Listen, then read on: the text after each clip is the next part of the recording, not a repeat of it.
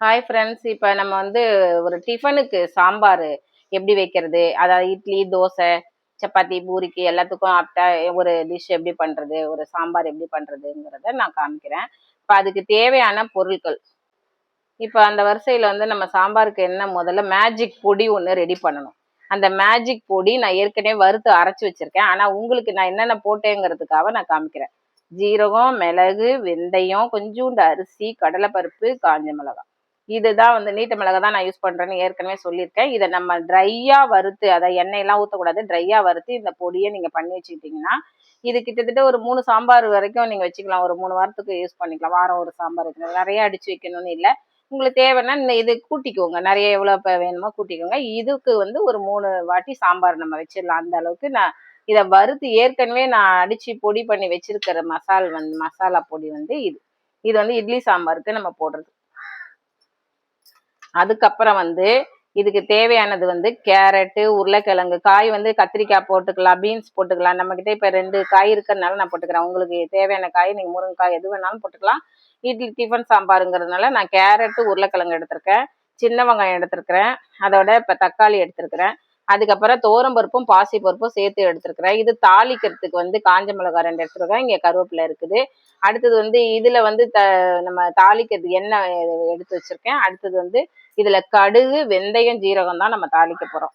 சரியா? இது வந்து தாளிச்சுட்டு ஒரே அந்த குக்கர்லயே தாளிச்சுட்டு குக்கர்லயே பருப்பெல்லாம் போட்டு ஒண்ணா வேக வச்சு கடைய போறோம். இப்போ வந்து அது எப்படி ஈஸியா உங்களுக்கு எப்படி பண்றதுன்னு சொல்றேன்.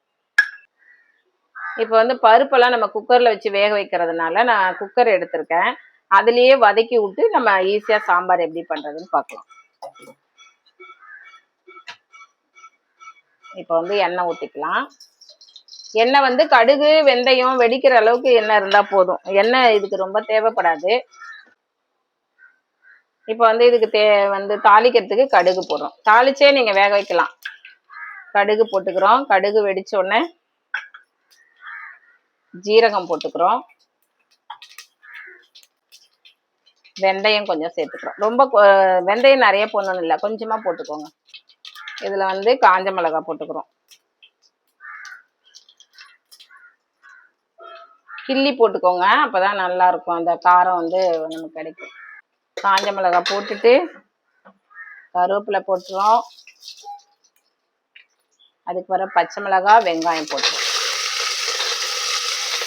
வெங்காயம் வந்து நல்லா கொஞ்சம் சின்ன வெங்காயம் முழுசாவே போட்டுக்கோங்க, நல்லா இருக்கும் சாம்பார். இட்லி சாம்பாருங்கிறதுனால இன்னும் எனக்கு இது போதும், இந்த சாம்பாருக்கு இந்த வெங்காயம் போதும். நீங்க எவ்வளவு கூட்டி வைக்கிறீங்களோ அதுக்கு தகுந்த மாதிரி வெங்காயத்தை, தக்காளி எல்லாம் கூட்டிக்கோங்க, பருப்பு எல்லாம் கூட்டிக்கோங்க. இது 4 பேர் 5 பேர் சாப்பிட்ற அளவுக்கு தான் பண்றேன். இப்ப தக்காளி போட்டுக்கிறேன் அடுத்தது. ஏன்னா எல்லாமே நமக்கு குக்கர்ல வெந்து மசிய போகுது, அதனால நம்ம வதக்கணும்னு இல்லை, கொஞ்சம் வதக்கி அதுக்கப்புறம் உருளைக்கிழங்கு, கேரட்டு எல்லாம் போட்டுடுறோம்.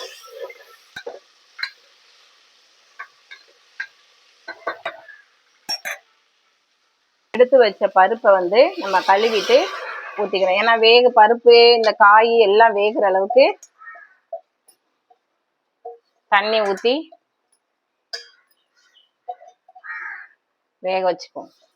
நான் இதுல மஞ்சத்தூள் சொல்லலை உங்களுக்கு, அதனால மஞ்சத்தூள் இந்த கண்டிஷன்ல போட்டுட்டு 2 விசில் வச்சு எடுக்க போறோம் காயெல்லாம் வேகிறதுக்கு. மஞ்சத்தூள் எடுத்து வைக்க மறந்துட்டேன், இப்ப சொல்லிடுறேன். இந்த பருப்பு, காய், தக்காளி எல்லாமே வேக வச்சிடுறோமா.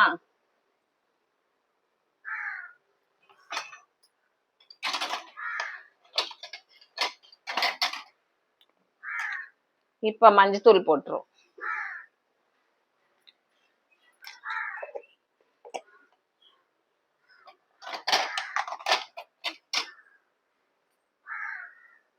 இது இப்போ உப்பு போட வேண்டியதில்லை, நம்ம பருப்பெல்லாம் வெந்து வந்தோடனே உப்பு போட்டுட்டு மசாலா பொடி நம்ம ஒரு பொடி ரெடி பண்ணி வச்சிருக்கோம்ல, அதை போட்டு கொத்தமல்லி தழை போட்டு இறக்க வேண்டியதான்.